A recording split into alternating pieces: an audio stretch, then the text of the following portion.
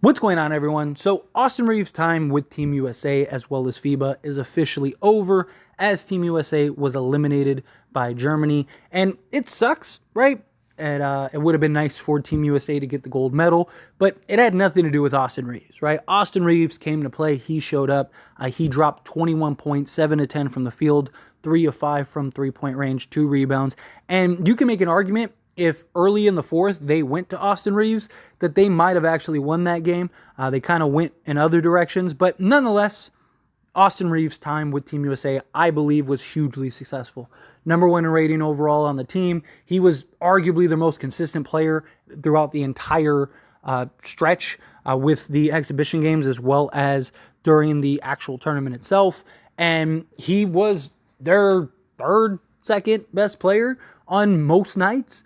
Right? I mean, he was ridiculous. Him and Tyrese Halliburton were real standouts during this run. Obviously, Anthony Edwards was far and away their best player, and there were games where, like Mikal Bridges, Jalen Brunson, there were several guys that had really good games, really big games, but consistency-wise, game in and game out, Austin Reaves really shined. And this is huge to give him the confidence, and now he can kind of focus on getting back with the Los Angeles Lakers, right? This is a guy where he really showed over the back half of last season into the playoffs that he's for real, that he is a blue chip type player, that he's a guy that can really impact the game of basketball and just as a hooper, right? You can put him with pretty much anybody and he's going to have success and he's going to do what he does best. He's going to be extremely efficient, extremely effective. He's going to pick and choose his spots. He's going to deliver whether you need him to operate as a guy that's off the ball, operate as a secondary player, operate as the main guy. All of those things are very valuable for any roster, especially the Lakers, right? The Lakers roster is incredibly stacked, have a ton of depth, ton of talent, ton of perimeter size. They got Christian Wood now, so you got another 17-point-a-game guy. Lakers are stacked. And Austin Reaves, I still fully believe, is going to be a major factor for the Lakers. I imagine that there's times where he plays point guard and he's on the ball. I think there's times where he's going to play off the ball. And I wouldn't be surprised if he, out of everybody, ends up playing the most amount of minutes. Now, I personally hope no one plays more than like 30 minutes a game. But I wouldn't be shocked if Austin Reaves, like if everyone's at like 30 minutes, like the top guys are all at 30 minutes, and Reaves is the one guy that's at like 32 minutes. Because he doesn't have a ton of mileage, he's young, he's so chameleon-like. You can put him with basically any other 4 guys on the roster, and he's going to thrive and be successful. And his ability to play on the ball and off the ball, I think, is what helps make him be so successful. You don't have to worry about him turning the ball over, making silly plays, taking highly contested shots, doing things that are going to hurt and negatively infect and impact the basketball team, right? Everything that he does is very precise, effective, efficient, and that's what you want, right? You need an Austin Reaves to win an NBA championship. And I think most nights, Austin Reaves is going to be the number 2 guy. LeBron James and Anthony Davis are very likely going to miss 20-plus games. And even then, right, like I wouldn't be shocked if LeBron James defers the Reaves a lot, kind of coasts throughout this season, right? LeBron's still going to get his 20-plus, right? You're not going to have to worry about LeBron going and getting buckets. But kind of like how we saw in the back half of the year, where it was like he was liking to get everyone going, allowing Austin Reaves to kind of control things, allowing D'Lo to do his thing, and at halftime, he'd have like 4 points. And then at the end of the game, it was like LeBron had 26. Like, he really scored 22 points in the second half. And it was like, yeah, I could see him kind of going in spurts, right? Him kind of conserving his energy out there. First quarter, maybe he has like 2-3 points, something like that. And then the second quarter, he'll get like 6 points. And then third quarter, he'll get like another 6. And then the fourth quarter, he'll get another 6. And then now he's got like 21 to 23 points, add in free throws or some threes or whatever, right? That's kind of my guess of how LeBron will operate. I also think his minutes are cut down a lot. Like, I don't see him playing 36 minutes or whatever a game. For the most part, since LeBron's came to the Lakers, he's only outside of that 1 year where we got Carmelo Anthony and Russell Westbrook and Dwight Howard and that like old roster. outside of that season, he's only averaged about like 33, 34 minutes a game. So him taking 3 minutes less a game, especially in that bubble year, he was only playing like 32 minutes a game. So I could definitely see him kind of getting around 30 minutes. Maybe he's at the 32-minute mark, and I could see Reaves kind of matching that. Good thing is that Reaves can now kind of take a week or so off before LeBron's training camp and just kind of get his body right, get his mind right, rest up, heal his body, heal his muscles, all that stuff, and kind of get ready to get into LeBron's training camp and then the actual NBA training camp. Because one of the things is that he's been a huge factor, a huge component. He's played some solid minutes for Team USA. Every game, he's played a big role and a big part of that. So my guess is that, he probably could use a little bit of a nice breather, little bit of a nice rest, right? Allow him to kind of just take it in a little bit, right?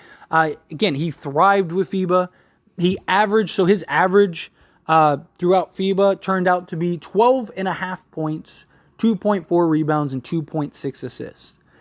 And again, this was as a 6th, 7th man on this team, and it was because he was so efficient and so effective.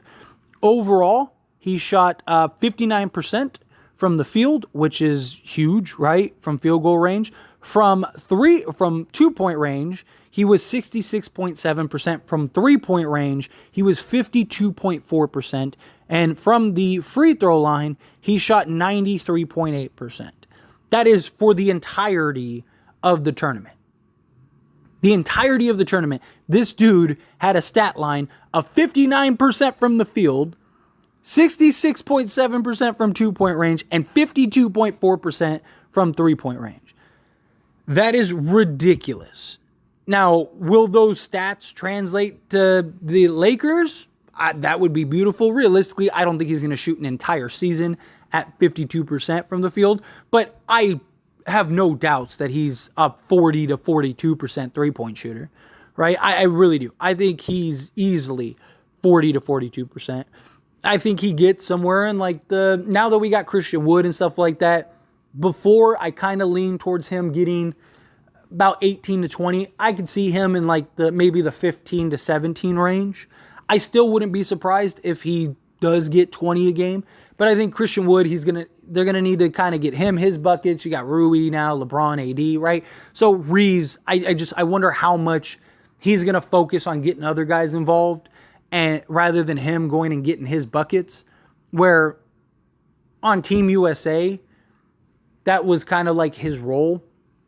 Go get buckets, go be the efficient guy, go, knock down the open shot, go create and just be in attack mode, which I do think is going to be massive for him going into this season, especially late in games, right? Because he was a guy that was closing down the stretch for Team USA and hitting big shots and having big moments. I think those things are going to be really good because the Lakers are going to need a guy that can just flip that switch, go into attack mode, and close down the stretch and efficiently and effectively. And I think Austin Reaves can do that. He did it in the Grizzlies series, right? So I could see Reaves even potentially being our closer or one of our closers, right? Where LeBron, he trusts him, put the ball in Reaves' hands, let him go make some plays, let him go to work, right? Go close this game out. He's definitely could be that guy. But I do think I could see him at 15-5-5 rather than I thought he could be at 25-5. Maybe it's 15-4-4, right? Either way, I think he's going to be very impactful and very efficient and very effective, which as the third guy, I do think that that's ridiculous. Now, could he, again, if AD misses 30 games this year and LeBron misses 30 games this year, could Reaves end up for the season averaging maybe 20? Possibly. But I think most of the games where everyone's on the court, I think he's probably around 15 a game, right? But I do think that, okay, LeBron's out, Reaves, you the guy, right? Go take over. You're going to be on the ball more. We're going to have you handle business more, be more in attack mode because we got to make up for LeBron James. I could see Reaves when LeBron or AD is out, having to turn into him, right? But I think for the most part, right, he's gonna have the luxury of such a deep, talented team that where he's gonna be able to kind of just let me go get my 15 and let me go set other guys up. And I also, again, I do think Christian Wood is going to have a slight impact on Reaves, right? Because look, LeBron and AD, they're going to get theirs because they're the stars, right? So if LeBron wants to take 20 shots, he's going to get his 20 shots. If AD wants to take 20 shots, he's going to get his 20 shots, right? And then, you know, you look at, like I said, D'Lo, Reaves, Rui. Those were like the main scoring options. Well, now you add Christian Wood, who he's probably going to get, 8 to 10 attempts per game. That has to come from somewhere. I think some of that comes from Austin Reaves. I think some of that comes from D'Lo. I think some of that comes from Rui, right? So I do think that Reaves might go from 20 a game to 15 to 17 a game. But I do. I look, even if let's say he's 15-4-4, that is beautiful because he's going to do it efficiently. He's going to do it effectively. That doesn't mean that he's not going to have those games where he goes off for 30 or he goes off for 25 or whatever. He absolutely is. He's going to have those games where he can't miss. And LeBron's going to feed him and he's going to have the hot hand or D'Lo's going to feed him. And they're going to feed Austin Reaves. Like when Austin Reaves is in that zone, he's going to have the opportunity to get buckets.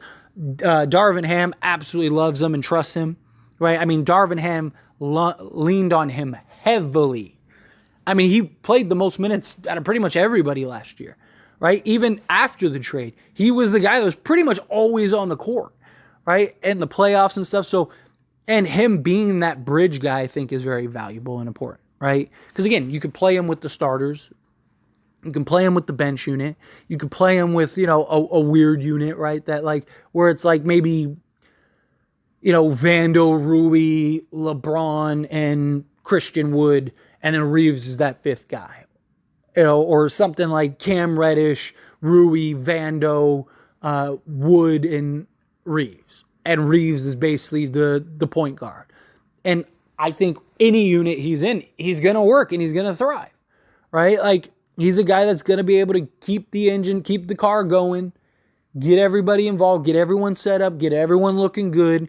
And I think he's going to be able to get his. And I think Team USA was very valuable for him because it allowed him to be more aggressive and be more in attack mode and allowed him to learn and see, I'm as good as these guys, right? Whether you feel like he is or not or believe he is or not, he was, without a doubt, one of the top 2 or 3 guys on Team USA on a roster full of franchise cornerstones for all these teams.